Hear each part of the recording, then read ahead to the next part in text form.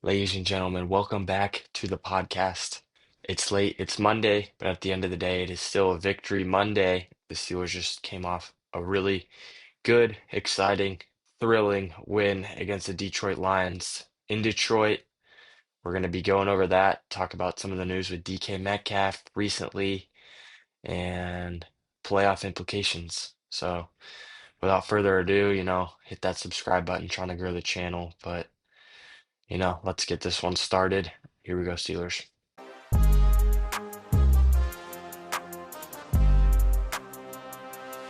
First of all, talking about yesterday's game, I'm pretty sure my heart is still beating out of my chest with the last 5 minutes of the game. You have a rare miss from Boz from like a chip shot. I think it was only 39 yards away. Um, and then once that kind of happened, I was kind of like, this better not be a classic Steelers loss, because then they had the 2-minute warning and a timeout to use. So, they kind of had a decent amount of time to get down the field, and they only needed a touchdown to win. And once the Steelers get into their prevent defense, I tend to get a little bit worried and nervous, and that's kind of what happened. But um, at the end of the day, it was pass interference. I'm not sure the ruling about the game being over. I thought it was just going to replay the down, but yeah, at the end of the day, that was offense pass interference on Amon-Ra St. Brown. But I mean, we had been getting screwed by the rest of the whole game, in my opinion, besides that. But, such a good win. We're 8-6. Baltimore just lost to the Patriots last night. Lamar's injured. It's starting to turn around for the Steelers. So I think there's a lot of things that we can talk about, but I guess let's just talk about the game, some of the key players.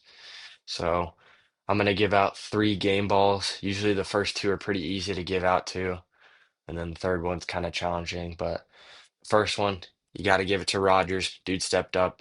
He was doing really well on third down, distributing the ball to almost everybody, even Scotty Miller on third and fourth downs. But, he played a heck of a game. Some of these empty looks from him really lets him dissect the defense, which I think if you're Arthur Smith, you got to play to the best of your quarterback's ability. So I do agree with a lot of the empty looks. But yeah, him. And then we'll give a game ball to both Kenneth Gainwell and Jalen Warren. I mean, Kenneth Gainwell, if it's not Aaron Rodgers, I think Kenneth Gainwell is his team MVP. I mean, he's been a stud. I mean, honestly, let's just look at that catch because it was so crazy. Oh, you got one-on-one outside linebacker on Gainwell. Rodgers off his back foot, throws it down the way, and a flag's coming out on Anzalone. And look at Gainwell. Gainwell thinks he has a touchdown. Just look at this. He's going to get the flag anyway, and just got to his feet. Presence of mind. Touchdown, Pittsburgh. Impossible catch. Yeah, so that was one heck of a catch. I didn't even know he caught it. And then obviously you have Jalen Warren breaking off for two 45-yard touchdown runs.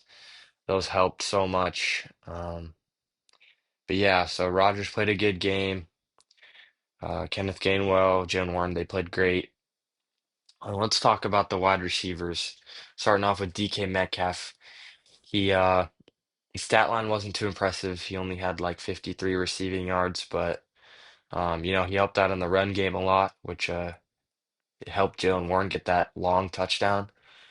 Um, but obviously the drama of him allegedly punching a fan, I think it was more of just a little swipe, but uh, at the end of the day, you cannot interfere with a fan. So he's been suspended for 2 games, which we'll talk about later. But I think that got in his head a little bit in the second half. So he was kind of a little bit, not the DK that we know and love because he dropped a big pass from Rodgers on like a first down. So yeah, but Adam Thielen, he played great. He kind of seemed like one of Rodgers' favorite targets yesterday because it almost seemed like when it was third down, it was going to go to Thielen, and they converted on so many third and longs in the first half. And that's just kind of that veteran presence and that trust that Aaron Rodgers has in him. It's crucial. MVS, he had a few catches. He did have one drop, but I mean it was a really hard catch, but maybe if that ball is placed just a little bit more to the inside, he comes down with that ball, but that was an absolute dime by Aaron Rodgers. And I think we didn't even come up with points on that drive. So that would have been huge if MVS pulled that down. Would have looked really good on Rodgers too. He did end up going out of the game with a concussion for a little bit, then came back in, caught like 10-yard pass. So, solid. Can't ask for much more. Scotty Miller, he did good. Kind of a surprise target. I think they were saying he didn't catch a pass uh, until until now from like week 1 or week 2 or something like that. But he ended up catching a clutch fourth down, a clutch third down, and he was like another one of Rodgers' security blankets. But yeah, Muth played a good game. John played an okay game. Uh, the film wasn't too good on him. He had a few good runs, and I, it's kind of weird seeing your tight end in the run game, but I mean, he broke off for a few good runs. So yeah, Darnell, he didn't play his best game. I mean, obviously, he's always hoping in the run game because he's so big. Um, but he had a drop, and then he also had that really bad fumble inside like the 10-yard line. We didn't come up with any points, and that would have been huge if we scored a touchdown there, let alone came out with a field goal. So he didn't play the best game ever, but he didn't play the worst game ever. He caught a big play action, no look pass from Rodgers, ran over a few defenders. That's kind of the physicalness that we see out of him every day, every time he plays. O-line as a whole, I think they played great again. I mean, we are like lowest in the league in pressure rate. That does come with Rodgers throwing the ball out quick, but I mean, that is still very impressive. I thought Dylan Cook once again played a great game. I feel like he has a real shot to maybe be the long-term left tackle. Uh, and it is a contract year for Broderick this year, so who knows how that'll play out in the offseason. But yeah, I mean, O-line stepped up with a lot of big injuries, Seumalo not playing either. But yeah, I think that's it for the offense. Um, in terms of the defensive side of the ball, I think Jack Sawyer stepped up big. When the Lions were driving inside the 5-yard line, it was third and goal. They ran it up the middle with Jahmyr Gibbs, and Jack Sawyer just immediately sniffed it out, got a TFL, and that was clutch, which eventually led to them not getting any points because they did go for it on fourth down. Alex Highsmith played a great game again. I think he's starting to let the fans know that there should have never been any rumors of trading Alex Highsmith.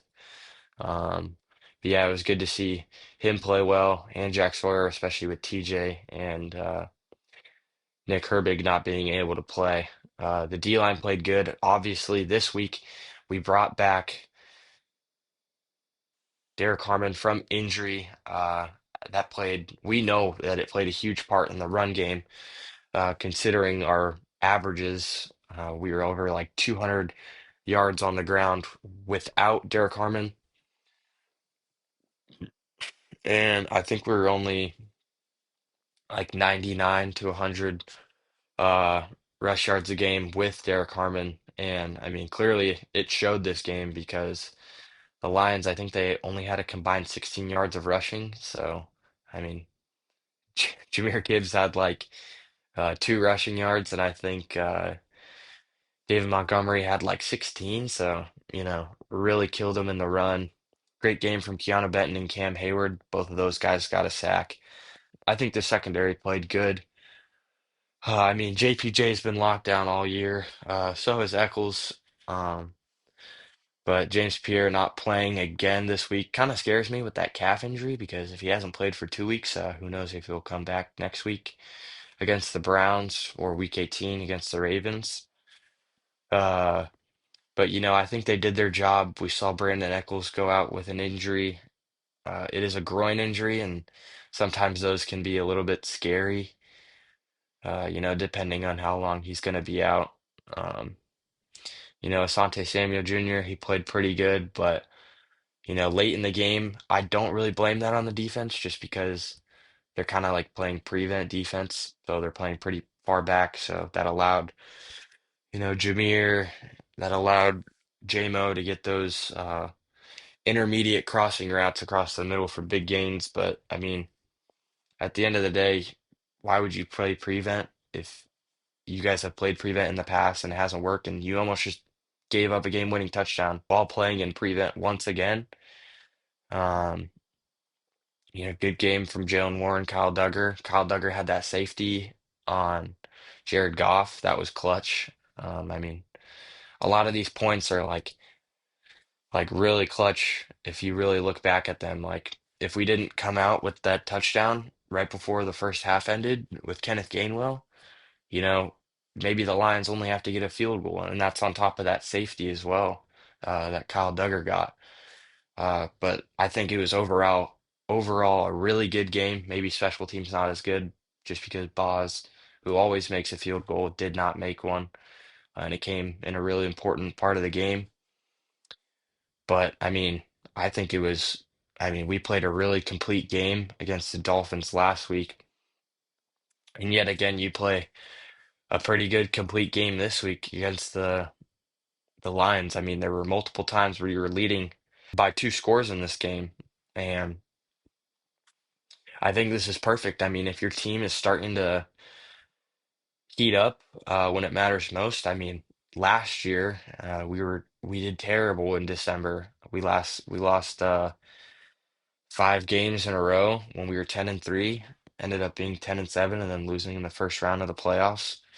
So I think it's important that we're heating up now, considering that the Ravens won't be in the playoffs, the Bengals aren't going to be in the playoffs, the Chiefs aren't going to be in the playoffs. So it gives you a little bit of hope for the playoffs. But yeah, I mean, next week we play the Browns. DK won't be playing.